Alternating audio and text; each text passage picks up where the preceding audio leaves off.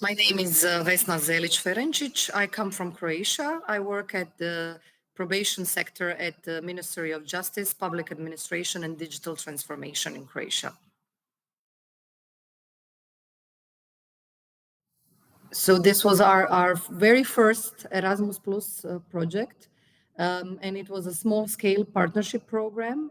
We had a partner from Romania, Bucharest, and we, through the project, we developed a learning program, a training program for probation officers in the area of setting up a therapeutic alliance of working with offenders. But the innovative thing in the program was the VR. We decided to use VR in order to make the training better, to add the quality, and to create as real as possible the different situations for learning for probation officers. So we have developed 5 scenarios that go along with different skills that you need in order to create the therapeutic alliance. And we film them with the 360 camera and put it in VR.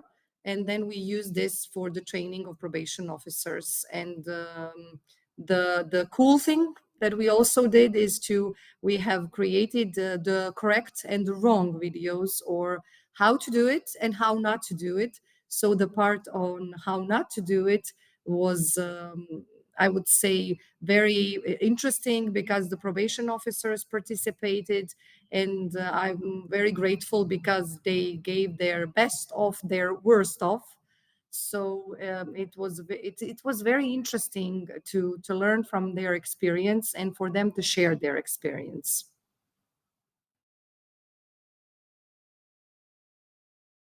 Well, the probation service in Croatia is a very young service and a very small service. What does this mean? It means that we have started working in 2011, and we only have in total in the whole country a little less than 100 people. And the probation officers work with the offenders that are in the community every day. And our primary objective and our main focus is to create a safer community with our treatment work, which is a very dual and a very complex process, because we need to support and supervise the offenders at the same time. And this is a tricky thing to do every day. And in order to do it in the most quality way possible, we try to educate and train and support our staff as much as we can. But as any other service, we have a fluctuation of people, and we have new people that come in, and also the people that are working in the service for a number of years. You sometimes forget your skills, and you need to remind yourself of some tips and tricks that you lose along the way. So I often use this metaphor when I do the trainings, and it's like that you have a piece of furniture that you have stashed away for some time and you forgot about it, and then you go to the basement or the attic, and then you see this beautiful table, and you need to polish it a little bit and clean it and put some polish on it, and it looks brand new. So we wanted to use the training to remind people that these are the skills that they already have, that they have learned them, but they need some water and some polish in order to have them running and in use every day. So our trainings and the VR, and the intent was to because sometimes when we are all professionals and work with each other, it's quite difficult even to admit that we have forgot something, or that we need some more training or some more work to do. And we wanted to have this private component of learning. So we are there with the material, and we learn by ourselves individually, and we also have a group process to complement this.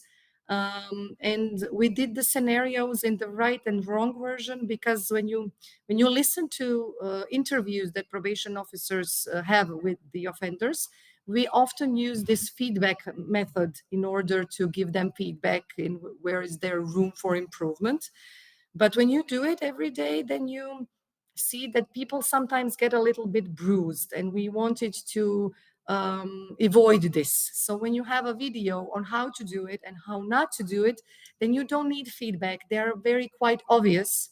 And in the VR, you can also see the nonverbal communication, the signs. So we had this interaction part that people that are in VR that need to recognize the nonverbal communication. They answer some questions, so it's quite interactive. So we also have this gaming part, which makes the environment for learning less formal, so you feel like you're playing a game but you're also learning at the same time. And we have this gentle approach that you're learning by seeing and by doing. We had this added value in different parts of the project. First, as I mentioned before, we had this the best of the worst of from the probation officers, because we had their experience and they really shared it like uncensored. They shared the stuff and the sentences you would never say in a conversation with the probation officers. But when we use the material for the training, you can see the laughter and the connection that they had, that the probation officers have, because they recognize themselves in these sentences. And I would say that this is the added value. We really used the digital part in order to make the process more humanized. I know it sounds like an oxymoron, but and that's the biggest fear that we have from the IE and the digital transformation, is that they are going to uh, substitute us, and that the machines will take over.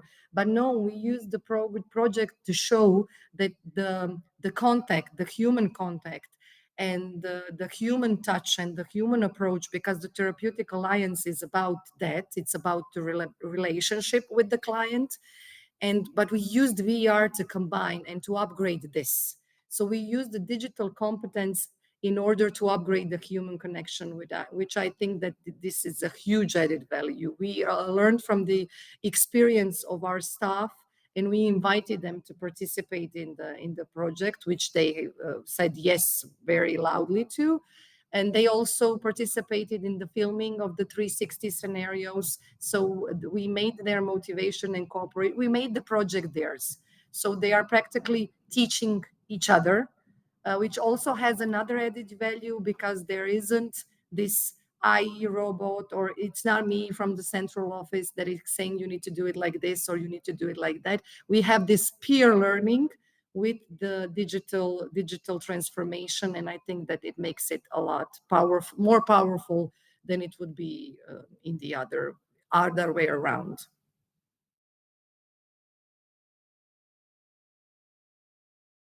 So we use the materials for the training of probation officers, and we also have implemented them in the other projects that we participate in, and that we have the trainings for probation staff, concretely in North Macedonia also. So we use them. We participate in different conferences about different topics about VR, but also the probation topics, and we show the videos, because except VR, you can use the videos for like a regular video, like an e-learning material. So it can be combined, which is for this format of training sometimes even more useful. And we have a plan now to from the 2026 to integrate these part of the training, or this program curriculum, into our initial training for probation staff.